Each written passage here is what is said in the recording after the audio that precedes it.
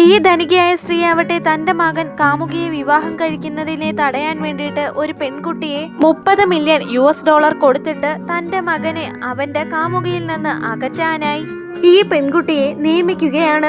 പെൺകുട്ടി അതിന് സമ്മതം അറിയിക്കുന്നുണ്ട്. യുവാവ് വരുന്ന റോഡരികിൽ പെൺകുട്ടിയാവട്ടെ കുറെ അധികം അഭിനേതാക്കളെയും കൊണ്ട് നിൽക്കുന്നു. അവന്റെ മുൻപിൽ ഒരു നാടകം അവതരിപ്പിക്കാനാണ് അവളുടെ ഉദ്ദേശം. യുവാവ് ഈ സമയത്ത് വീട്ടിലേക്ക് മടങ്ങുമെന്ന് അവന്റെ അമ്മ നേരത്തെ തന്നെ അവളെ അറിയിച്ചിരുന്നു. യുവാവിന്റെ കാറ് വരുന്ന സമയത്താവട്ടെ അവൾ ഏർപ്പാടാക്കിയ വാടക അഭിനേതാക്കളാവട്ടെ അവളെ ഉപദ്രവിക്കുന്നത് പോലെ അഭിനയിക്കുന്നു. അക്രമികൾ തന്നെ പിന്തുടരുന്നു എന്ന് കാണിക്കാൻ വേണ്ടി പെൺകുട്ടി അയാളുടെ കാറിനടുത്തേക്ക് ഓടുന്നു. കൃത്യമായ സമയത്ത് തന്നെ കാറ് നിർത്തുന്നുണ്ട്. എന്നിരുന്നാലും പെൺകുട്ടിയാവട്ടെ തന്നെ കാർ ഇടിച്ചതുപോലെ അഭിനയിച്ച് താഴേക്ക് വീഴുന്നു. എന്നിരുന്നാലും ഉടനടി തന്നെ കാറിൽ നിന്ന് ഒരു യുവാവ് പുറത്തേക്ക് ഇറങ്ങി വരുന്നു. അയാളെ കണ്ടതും അവളെ ഏർപ്പാടാക്കിയ വാടക അഭിനേതാക്കൾ അവിടെ നിന്ന് ഓടിപ്പോകുന്നു. ആ യുവാവ് പെൺകുട്ടിയുടെ നേർക്ക് കൈകൾ നീട്ടുന്നുണ്ട്. അവൾ വളരെയധികം സന്തോഷത്തോടെ തന്നെ യുവാവിന് കൈകൾ കൊടുക്കുന്നുണ്ട്. ധനികയായ ആ സ്ത്രീയുടെ മകൻ വളരെ സുന്ദരനായിരിക്കുമെന്നാണ് അവൾ കരുതിയിരുന്നത്.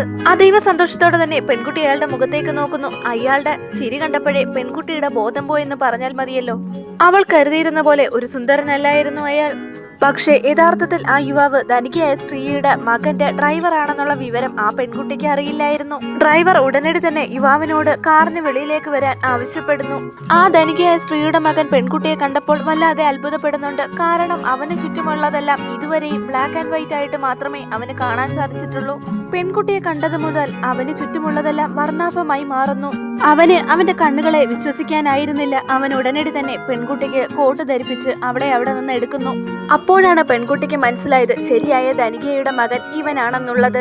അയാൾ കാണാൻ വളരെ ഹാൻസം ആണെന്ന് കണ്ട് പെൺകുട്ടിക്ക് വല്ലാത്ത സന്തോഷം തോന്നുന്നുണ്ട്. വീണ്ടും അവൾ ബോധം പോയ പോലെ അഭിനയിച്ച് അങ്ങനെ തന്നെ കിടക്കുന്നു. യുവാവട്ടെ തന്റെ വീട്ടിലേക്ക് എത്തി സ്വന്തം മുറിയിൽ തന്നെ അവളെ കിടത്തിയിരുന്നു.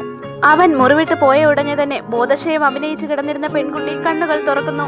അവൾ എഴുന്നേറ്റ ഉടനെ തന്നെ മൊബൈൽ ഫോൺ എടുത്ത് ധനികയായ സ്ത്രീക്ക് ഈ വിവരങ്ങളെല്ലാം റിപ്പോർട്ട് ചെയ്യുന്നുണ്ട്.